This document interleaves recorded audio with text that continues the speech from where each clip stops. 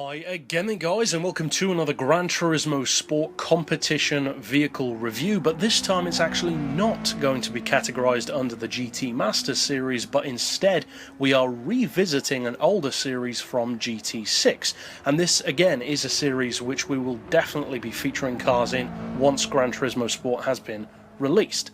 But even using the vehicles in the beta, you've got a good 3 vehicles as is to feature in this series. And this series, for those who are maybe new to it, is called Visions of Tomorrow. This is a review series for all of the Vision GT cars in either normal or race modify forms that are featured in the Gran Turismo series. Now this particular vehicle, along with both of the other 2 Vision GT cars in the beta, are direct rivals to the other Group 3 machines, be it GT3 cars or the fictional vehicles, etc. Now this car in particular is of course already featured on Gran Turismo 6, and as far as the Vision GTs go, this one hasn't been as heavily altered as some of them have. The Tomahawk, for instance, seems to be very heavily neutered on the game, although of course we haven't driven it yet, so we can't say that for certain. This one though is much more similar to its ability on Gran Turismo 6. The FT-1 concept is already a great looking car, a pretty cool potential Supra replacement, and the Vision GT version is very popular on Gran Turismo 6. And it's not hard to see why. It looks the part, it has great handling, but one of the things about that car is that its tuning is very limited. So although on its own it's fantastic, when you actually take it into most online races, especially when you have the option of upgrades on other cars, you can notice that lack of tuning potential very quickly. Now, on GT Sport, that's not the case, because although you don't necessarily have access to huge upgrades like Stage 4 turbos or anything like that, you can tune the car. You can adjust the suspension, the gearing, the downforce, and that allows you to have much more of a personalised feel to a car like this than we have ever been able to have with it on Gran Turismo 6. So with that in mind, how does the FT1 compare on GT Sport with both the newer tuning options and the newer physics, and slightly different specs, to Gran Turismo 6? Well, overall there are some things about the car which haven't really changed. It still looks the part, of course, it still sounds the part. In fact, it's one of the most notable cars, I would say, from the beta in terms of the way it sounds, how unique it is, how good it sounds. We now though have that detailed interior as well, which of course is a huge step up from Gran Turismo 6. Now this car is probably the most competitive of the 3 Vision GT cars on technical circuits, because the Peugeot is fantastic, but you tend to need a bit of a more wide open track to see the full benefit of it.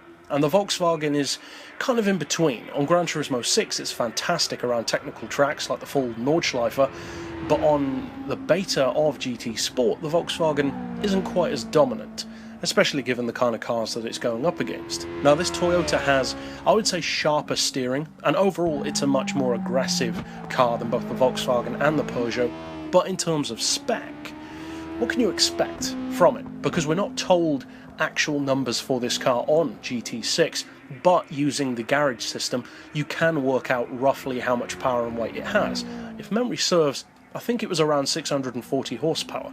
Now it's not that powerful on the beta. In peak form in the garage, without balance of performance, you're looking at 571 horsepower in this model. That means that it's a little bit more powerful than the Peugeot, but not quite as powerful as the Volkswagen, at least for the moment. The torque figure is also quite a bit lower than both of them at 364 foot-pounds. That's a lot less than most of the other cars, not just Vision GTs, but the Group 3 models in general. As far as weight, it's not quite as good as you might hope, but at the same time, it's far from being the heaviest in the category. 1,241 kilos is pretty good, and the horsepower per tonne is 460, which again isn't leading the pack, but it's in, say, the mid to top 3/4 section of the pack, so it's not bad. It certainly has potential as far as on paper numbers go.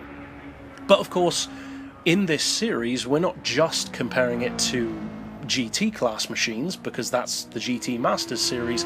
This car though has to be compared also to the other Vision GT cars. So how does it compare to those? Well, for many players it would be hard to make a comparison because the game, of course, was selective in terms of who got to drive the cars. But from my experience of driving both, I would say that it's a significantly better machine on the beta than it is on GT6. It doesn't have the straight line power, but of course with balance of performance on certain tracks, it does. Take it on an oval circuit, for instance, and you're looking at 800 horsepower pre-tuned, so that doesn't really pose much of an issue there. But in terms of handling in particular, it's a much better car on the beta than I would say at least it was on GT6. I know a lot of people love the way it handled.